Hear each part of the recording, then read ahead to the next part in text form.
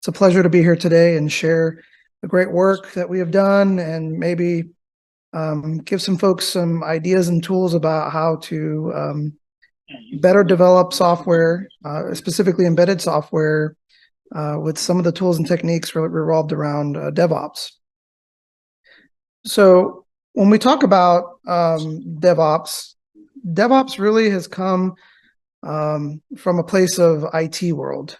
And a lot of times we try to apply that to embedded systems, and at times we have success and we've been maturing what that looks like. But many times we hit roadblocks, as you alluded to. And the traditional development lifecycle has been slow in the embedded world to catch up to the IT world of DevSecOps. Specifically in the avionics world, it's a little bit more difficult because of other certifications and standards that need to be applied that we have to continue to do despite some of these efficiency gains we have in the development process. So one way to kind of look at that is how we start with that also in the acquisition and contracting phase as well. So we want to talk about what those roadblocks might be and different areas of how embedded systems differ to your traditional desktop applications or your IT kind of infrastructure that we have. And a lot of these tools and techniques that we're talking about really have one fundamental thing that's common, right? Containers, virtual machines, all these different type of technologies really kind of were born or come from virtualization, right? And so what we need to do is how do we take that same type of virtualization and port that over to our embedded systems? So when we look at, sort of the layers of what an embedded system looks like, there's a benefit that we do when we kind of standardize a lot of these layers when we talk about the OSI layers here. And that's because if we look at a particular chipset for like a desktop, they're using an x86, which at that point you're abstracting the hardware layer substantially there, and you're only worried about the higher levels. When we talk about containers, you're really focused at the application layer. And so traditionally, this is where historically we've had either IP or just hidden firmware that we don't know about, whether it be avionics or not, or in our cameras, where we have hidden IP or just things that don't get scanned because they live in these different layers that are on other systems, on desktops or something. They're either virtualized or standardized, right? So we have to understand these layers in order to unlock this modularity and know these up front before we move forward. And so we sort of merge this embedded system and OSI together in this picture, and we're actually going to go deep down into these layers to talk about what we can do to stop these roadblocks and to uncover the modularity within these layers. This is not a holistic list, right? There's room to grow in all these layers, but here are some of the techniques that we've been a part of. So before we go on, I think it's good to set some ground rules in terms of what embedded systems might be. Instead of giving a definition, because everybody has one, we want to talk about different characteristics of your embedded system. So the first characteristic I want you to ask about your system is your development environment the same as your deployment environment? So a lot of times I ask, if you're developing for, say, an iPhone, right? Do you typically develop for iPhone on iPhone, or do you start on your computer and then kind of push to the iPhone, right? Do you start on your desktop and then move that to your LRU or somewhere else, right? In many cases, when we talk avionics, they're not the same. And the second one is, if you're looking at all these layers, did you account for each one of these? Do you have control of each one of these layers? And do you have the ability to modify or change them? Or whoever partner you're with have that ability, right? So I think those are two fundamental questions in terms of modularity and what we need to unlock that modularity, right? Because if you are deploying in your desktop and you're also developing your desktop, well, you've sort of abstracted the first layers, at least the system software layer and the hardware abstraction layer, right? So let's dig in a little deeper here. And from our perspective, right, in order to create change and to actually account for these layers, we have to do so at the contracting and acquisition phase, right? And that's because traditionally we ask for, in the munitions world, we ask for tip-to-tail solutions, or we want the entire solution already delivered to us. But once you start being modular, you can start to ask things in a more granular fashion, which means we have to start contracting and acquiring software more granularly as well. And so Major's going to step in here and talk about the great things we've been doing, that he's been doing in contracting and acquisition to make that happen. Major? Hey, Felix, thank you so much. I do appreciate you, and thanks to the team for absolutely crushing it, reaching out to folks like SCI and continuing this conversation across the DoD and the Air Force. So great job to Felix and the team over at Xantos Gambit. So I'll talk a little bit about Golden Horde and how we built this digital ecosystem we call the Colosseum, and really getting to what Felix was discussing. As we start to break down our munitions and build them in a more granular fashion, it gives us the opportunity to start identifying and understanding which teams are building the right tools and bringing the right talent to marketplace to deliver within these ecosystems. And a digital sandbox enables us to do that. You can leverage a tool set like AppSim, our government-owned M&S framework, to really build out these dedicated scenarios and then use them as a way of identifying who's bringing those critical capabilities to the warfighter. Oftentimes, within acquisitions, we'll send out an RFP, a request for proposal, and we'll just get back paper products. We have to delve into those paper products to really understand who's building the best solutions. And oftentimes it's very difficult to do that, right? One vendor to another, it becomes very difficult to see who's best. But when you build these solutions and then enter them into a challenge-based acquisitions, we're almost supposed to game within this environment. It becomes very clear, right? A structured game, who can win, who's bringing the best solutions to the table. There are interesting and unique ways of doing that. One way to make that happen is through the use of OTAs, the other transaction authorities. Gives you the ability to go and reach out to a lot of our traditional industrial partners, like our primes, as well as non-traditionals and startups who are new to the DoD and defense base. So it's really great to see multiple different flavors of company come together to really duke it out within this digital ecosystem. And then at the end, you get a really good understanding of who's bringing the right solutions to the table and who can help you scale at the rates that you need to make change. Really, the goal here is using the digital tools that we have to lower barriers of entry. So we're not just looking at the same 5 primes across the table each and every time we go out to build these solutions, and really building them with modular tools and modular approaches.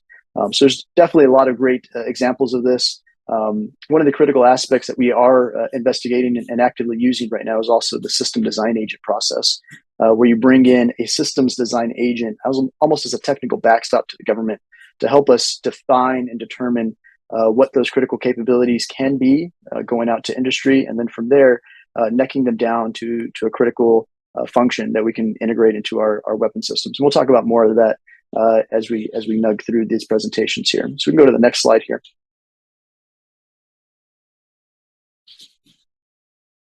So the next slide should really help us start to discuss. And Felix, I think we'll kick it over to you for this.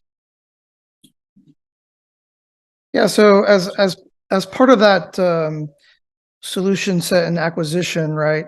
We have to have a way to be able to protect IP and deliver solutions in a more modular fashion. And so containerization and interfaces become super important in this realm. And so if we can give third-party vendors the opportunity to containerize their software and to bring their solution in that containerized fashion, and at the same time give them the interfaces they need, we can insert those containers into this architecture, and we can test out their software. And so what Major was saying there is having this type of competition is, instead of having the whole solution, we can start breaking down even within the same subsystem for different algorithms or for different aspects of the software that you're looking at, and really focus in on that. So if we're looking at NCA, Network Collaborative Autonomous Weapons, if there is a brand new type of algorithm out there, we can ask those vendors to easily put that into a container. We can do an M&S sort of scenario and evaluate how good that is compared to everybody else and pick a winner. And in order for that to happen, we have to have the tools and techniques to do that, which is the MOSA type interfaces and the container interfaces. And what's great about that is those are equally portable, as we move on to other stages of development. You can easily take that executable code outside of the container and put that into a software partition, which we'll talk about later. And those interfaces should also follow right along. So it's important that we sort of have this high-level view, also following sort of the GRA, Government Reference Architecture, but that we start quickly and we start in a sort of a digital way.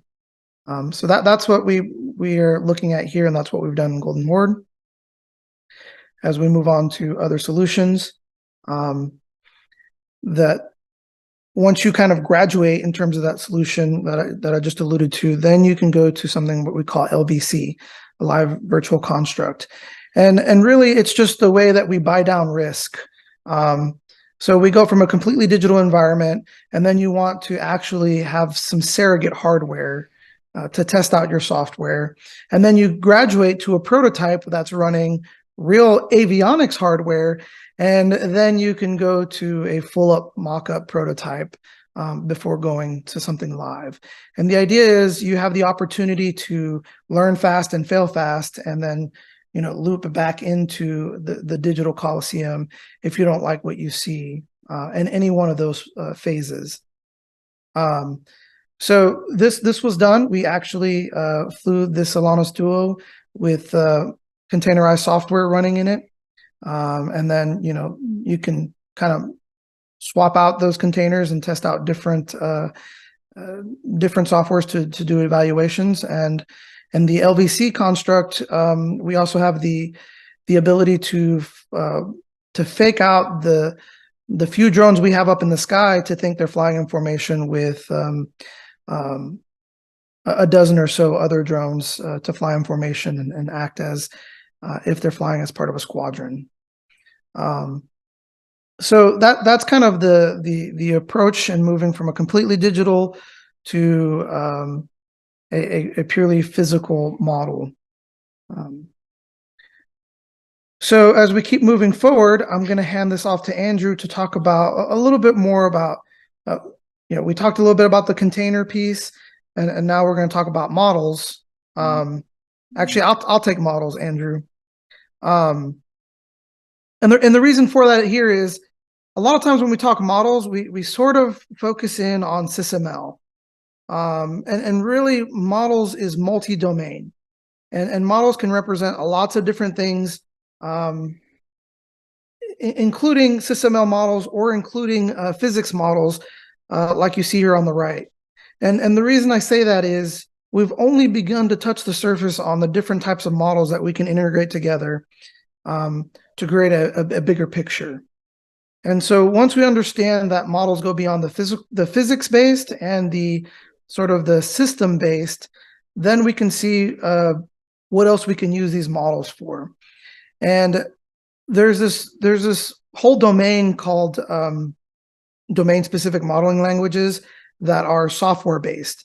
And what that means is we can continue to abstract software from way back when we started in assembly language to object-orient, to just, higher level languages to object-oriented languages. And now we can start going into that model-based software language approach. And now we can have models that represent software and generate code from those models. So those models effectively become the source of truth. And we see this as the next evolution as software becomes more complex and the lines of code continue to grow and grow and grow. It's harder and harder for us humans to organize that and to keep that the complexity down. So we see these models as another way of virtualization to simplify the systems that we're developing. And so if we keep that in mind, we start introducing those models into the OODA loop, and we can call that model DevOps. And as we look at our previous statements with the Colosseum, where we have a digital first approach, we can start integrating those models to see how they would react with the software that we're developing. And now we have multiple models working together to create a picture of what that might actually do in a sort of real environment, right? One of the main points I want to point out here is, unlike traditional embedded, where your development environment is different than your deployment environment, is that if you start with models, you're really just looking at the logic of the code, and you're agnostic to the hardware until you start bringing in the elements of the hardware that you need. So that means maximum portability. You can take whatever model that you're looking at, say it's a navigation model or a GPS model, and it should be easily ported as long as you bring in the firmware and everything else and your board support packages. And then you translate that over to the actual hardware that you're using. On top of that, you have auto code generation that can be levied. Just tons of benefits that we already have on the modeling side. For other domains coming over to the software domain. And with that, you can pair that with the emulation portion of it to add another layer of fidelity once you do have your hardware. So I'm going to let Andrew talk a little bit more about emulation strategies that can be used to virtualize hardware. Andrew? Hey, thank you, Felix. Everyone, my name's Andrew House. I'm a development engineer. I'm out there on what you'd call the front lines, deploying and actually using a lot of these new DevSecOps practices. As a developer, I can tell you that almost all of these DevSecOps advances in the DoD, they assume that you're using a standard toolkit, and that's great if you're making a web page or a scalable web app. But remember question one from Felix earlier, does your development environment match your deployed environment? And I can share with you that there are not endless server racks in any of these planes or munitions that we're designing for. We're normally using a small single board computer about the size of a credit card, and it's probably running an ARM or a PowerPC architecture. So the way that we can actually bridge this gap is through the use of hardware emulation and utilizing what we call a software digital twin.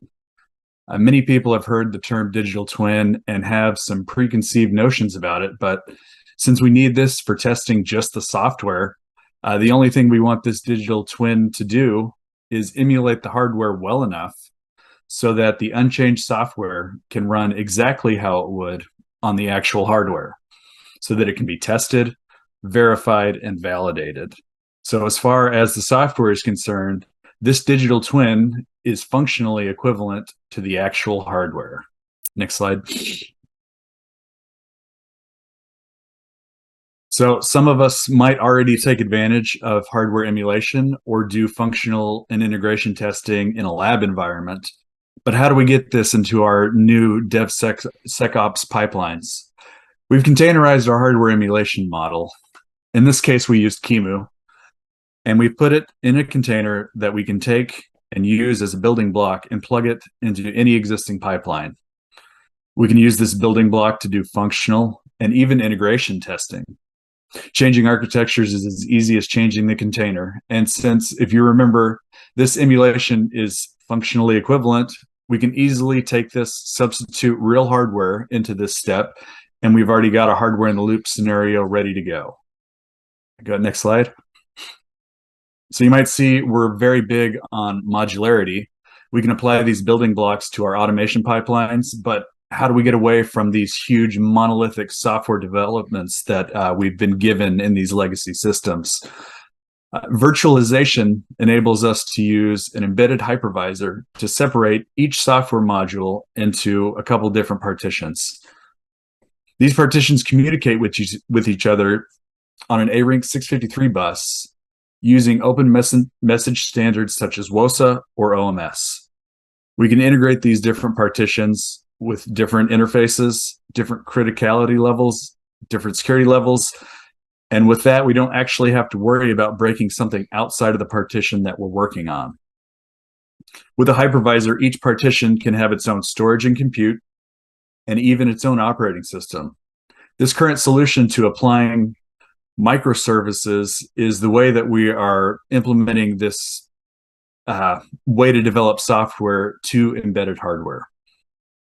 So as we move on to the bigger picture here, I'm going to hand it back over to Major Ramirez to explain how we end up tying all of this together. Hey, thank you, Andrew. So we talked a little bit about system design agents previously, and this is a good representation from a team called IS4S. They're a small business doing a lot of work down here in the South. But really, they are a trusted government agent, kind of that technical backstop. And their ultimate objective is to deliver a government-owned technical data package to the government. We can hire them up using some of the practices that we talked about previously, and they can go out to industry using that business-to-business transaction model to really identify who's delivering these solutions. Typically, as we look on the left-hand side of this slide, you have solution A, and that can be vendor A's product, right, all the way to solution E, which can be vendor E's product. In a traditional source selection, we have to identify which vendor is going to be producing the product, maybe do a down select to 2 or 3 and do a fly off. But at the end of the day, we're still locked into that one solution.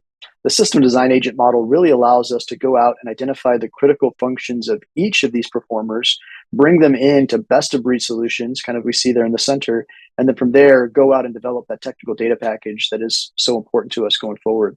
So you're really harnessing the power of commercial form factors, harnessing the power of modular software development, and really harnessing a number of the great ideas coming out of our defense industrial base, as well as non-traditional parties, to really get to a really great product at the end that's going to help us through the life cycle of the program. So we'll go to the next slide here. One way that we've started to do this is by embracing this idea of family of systems, and we've taken an approach, kind of a proof of concept with a software-defined radio. Radios to date, especially in munitions, have been very bespoke point solutions. Even when we look at radios across the DoD, and usually you're building a radio for a platform, and they are talking to other platforms just like them. There's a lot of problems with interoperability.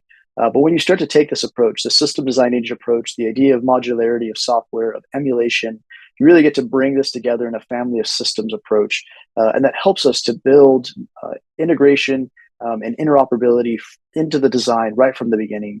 And we've done that with the software-defined radio through IS4S. They are our common munitions software-defined radio SDA, and they are doing a great job at helping us identify what those critical factors are, who's building them, and then bringing those into a governmental architecture that we can then roll out to industry for scalability as we move forward.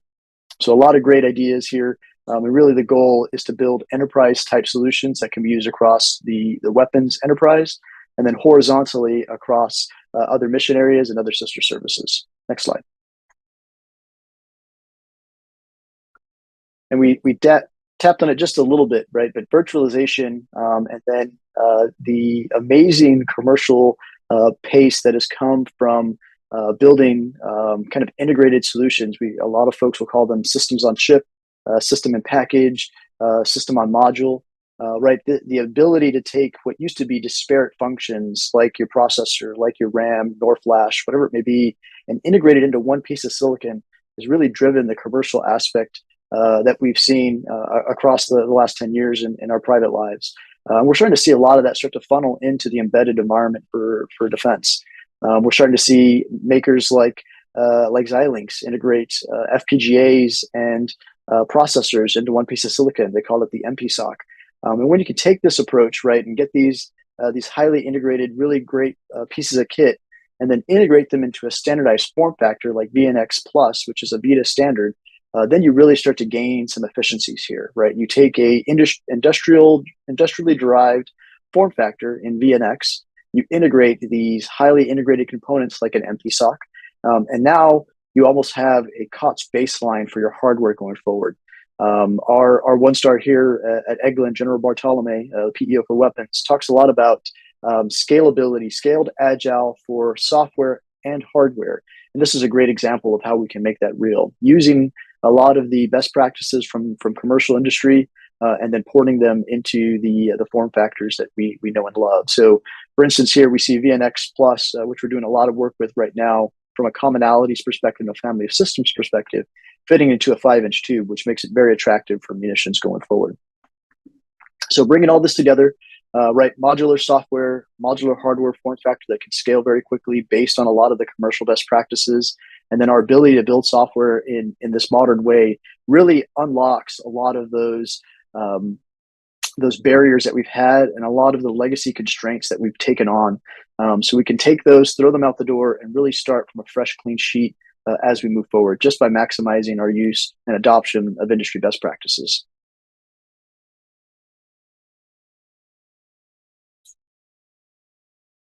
Yeah, so putting it all together here, right? What does that look like? What is an example of that? So I'll say here is, if you were to create a pipeline or a development lifecycle, we have a demonstration of this. And if you guys are government or have a government contract, we can share with you this pipeline it was developed under Project Blacksmith. But what it looks like here is we start with a high-level system design. We then take that and create software models, software detailed design models.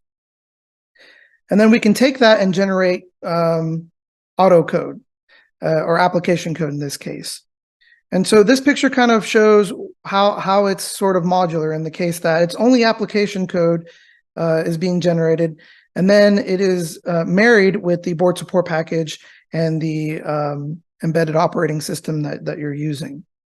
Once you put that together, that means it's actually going on hardware, and you create this kernel that you can send out and actually do that. But before that, then we go to our traditional sort of embedded pipeline, where we incorporate the emulation strategies that Andrew has talked about.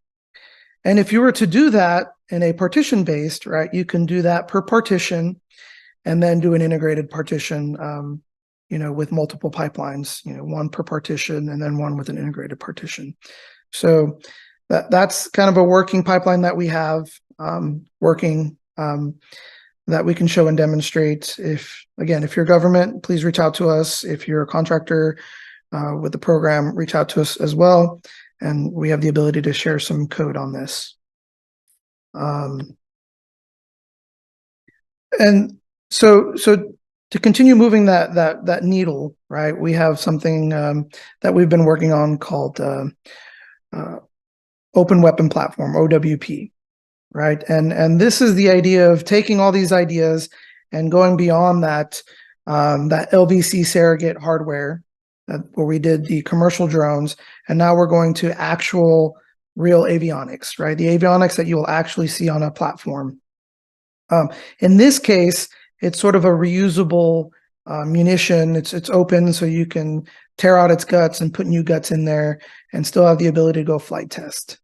But the idea here is that once we start to go modular and we start to develop modular and we start to acquire software more modular, we can think of this as these Lego pieces. And these Lego pieces are going to be within the WOSA domain, the open weapon, the weapon open systems architecture, right? And what that provides is an area of capability that we can mix and match. And so it's nice to be able to do that really quickly and put the right, Lego pieces together and then go fly it and go test it, right? So this hypervisor idea, this model-based idea, and this WOSA domain kind of Lego blocks is all being done in this OWP. And so what we think this would look like as a program of record is this picture right here. We talked about failing fast and learning fast. And the idea is you start somewhere completely digital. And in the Colosseum, you can have physics-based models to represent your structure, your 6 degrees of freedom to see how your munition will perform and how much fuel it might take. And then we can port over the software to see how well the software will do in that digital construct. And so we can think of that as a virtual validation and verification, right? And that's coming from the pipeline and the embedded development and the emulation that Andrew talked about. And then we're ready to go to LVC on surrogate hardware just to make sure things are up and up and buy down our risk. In that case, if everything looks green light, like it did in our case, you continue to move forward on real avionics hardware on something called OWP.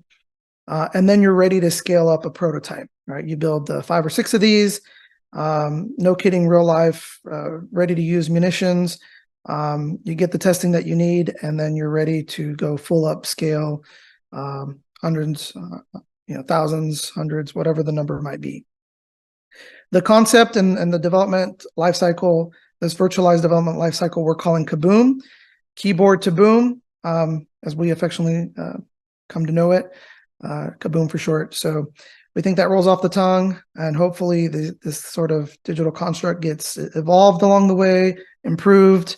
But this is the first baseline. This is sort of the high level first cut of what it looks like. And so we hope to have all the way through up into the prototype phase completed by May of next year. So with that, as a panel, I believe we're open for any questions. I think we have some time for questions. Sure. Somebody out in the chat mentioned this, and this was what was kind of running through my head when I'm a big proponent of microservices and modular systems, but even going back to days past where virtualization always came at a cost. Person says, hey, what kind of performance guarantees are you kind of giving for that real-time performance when you start plugging in these modules and seeing how they interact with each other? How are those standards governed, and how does the virtualization perform? Because we talk real-time systems, it's real time, for lack of better terms. So how are you folks addressing that?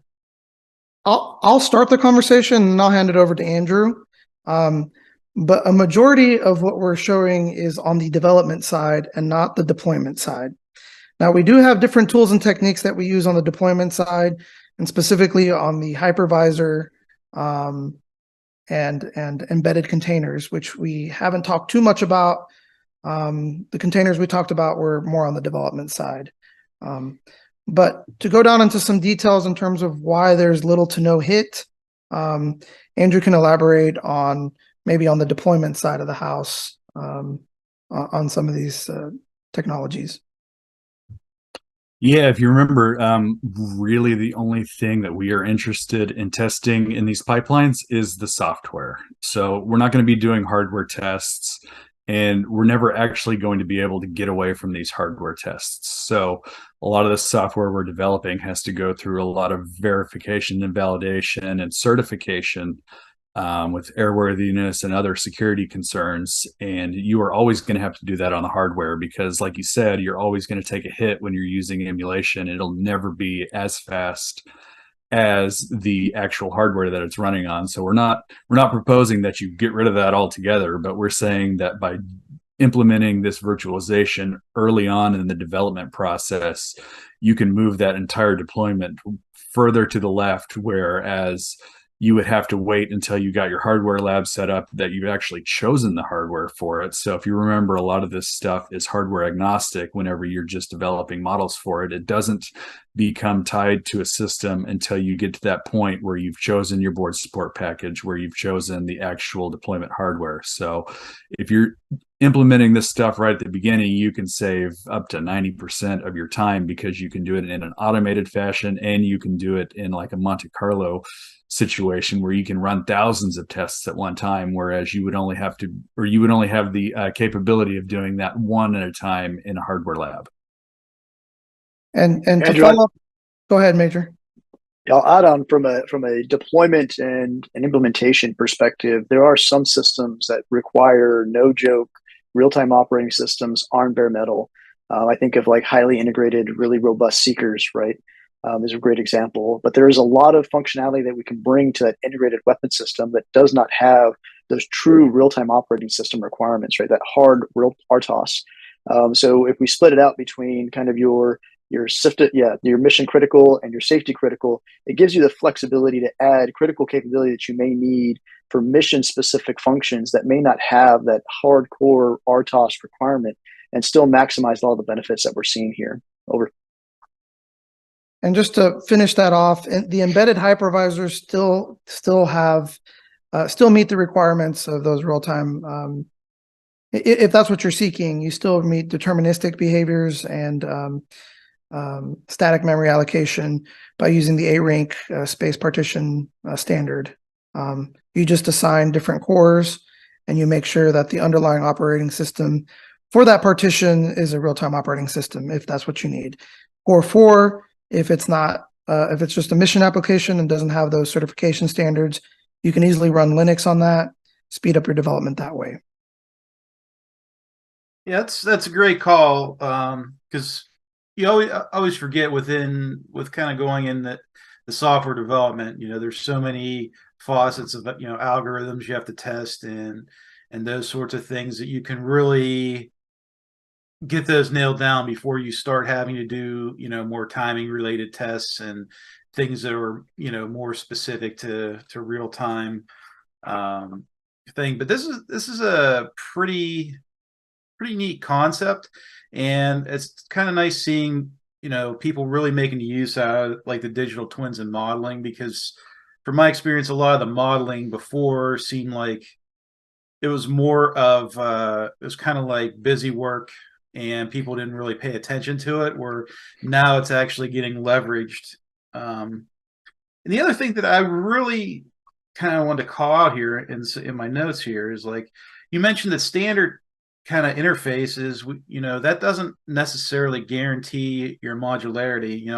I've been primarily a software person all my life. So when you say, oh, your standard interface doesn't really guarantee modularity, just kind of want to expound on that, because it sounds like there's a lot of, kind of custom tweaks that people put on there to do certain things. And is there any way to kind of, ensure kind of that standardization between components, aside from doing like the modeling checks and that type of analysis? I just want to highlight this picture right here. And I think it's important that people understand that MOSA is not a silver bullet, right? Yes. Interfaces really address two layers within the OSI stack, right? And this goes back to question number 2 that I proposed in terms of characteristics of your system. Did you account for every layer? And if you did, then you have complete control, you have no problems. But if you didn't, your interfaces might work, but when it comes time to upgrade or to swap out legacy hardware or something like that, and you didn't account for it, then you might not have what you need in order to do that successfully. You might have to start from scratch. By that case, what I mean by that is how many subsystems, major subsystems you can think out there on any major platform, or even in the commercial world like iPhone, and think of how many third-party vendors do you have switching of components. And Apple will tell you, well, we lock all these layers down because we only want Apple to play with those layers. And so if you're a contractor, say with the avionics domain, and you're looking at a radar, not to pick on any subsystem, but if you're looking at a radar and you're saying, well, I am MOSA compliant, but everything below that is mine. And if you're trying to swap out radars on any platform, you still have to go through shake and bake. You still have to say that the form factor is retrofitted to that particular platform. And then, you have other certifications in terms of the software and integration testing and flight testing that you have to do. And so now you start to look at vendor lock, because who has the capital once there's already an established radar on a platform to try to compete for half of that or just a portion of that platform workload. So you really, despite having MOSA, you don't see major subsystems quite often swapped out, other than a capability use case. I'm not saying that's true in general, but you just don't see it very often. I don't know. Yeah, BD or Andrew, do you guys want to elaborate on that? I think one of the key aspects that we're really going to look at is not only interoperability and reuse and modularity, but speed. As we look at that high-end fight, our requirements are going to evolve at a pace that we have yet to see. So we need to have these critical interfaces identified and the functionality of them critically defined, so that we can really get to the speed that we need to update the systems, whether it's in software or hardware, at the paces that we'll need. So definitely critical for us going forward. Yeah, it's a tool in the toolkit that I think has to be leveraged, but it can't be leveraged by itself. I think that's the point I was trying to make. Yeah, and I'll point out, you hit one of the big points there. Standard interfaces are never really standard. You've got major differences between versions. You got some one-off changes, and sometimes you get some vendor individualization sprinkled in here and there. So what we like to do is implement those interfaces like right on the edge of our software, where they're set up to be swapped in and out like Lego blocks. So you can have your system set up to send and receive data, and then this building block is the part where you define how those messages are sent and received, depending on which interface you're going with. Well, these are some good call outs you point out, because I hear a lot of talk about, let's implement MOSA because that's the standard and it's going to solve all of our problems. But it sounds like there's a lot of, like your lower layers that you have to take an account for, and the fact that standard interfaces are standard, but they're, it depends on where you place those interfaces at and test to them to get your sort of best replaceability and modularity, which, I've done the same point where people say, oh, we have this interface in software, you change it, the next version, like you said, it doesn't work, or there's some little glitch there, or and it's definitely an ongoing problem. But it looks like this is a way to really, this kind of strategy is a way to really cut down on some of the pain points and increase your velocity. Especially, I was kind of impressed with especially with kind of that modular, the WOSA setup, where you just have a standard bus and pluggable components, which really seems like a, even as a, when you look at a commercial viewpoint, that's kind of like, you have a PCI Express bus in the computer, just plug it in and ready to go. So this is great, really great. I think we're getting ready to roll into our short break here, but Felix, Andrew, and Major Ramirez, I really appreciate your time. And this is awesome presentation with what you can do with hardware, because a lot of folks are just trying to come out and figure out how to do this, and it sounds like you're really breaking ground on kind of the right aspects to do it. So I appreciate your time. And, it was my pleasure. And so let us know if we can do anything. Call us back anytime. We look forward to working with SCI on implementing some of these strategies.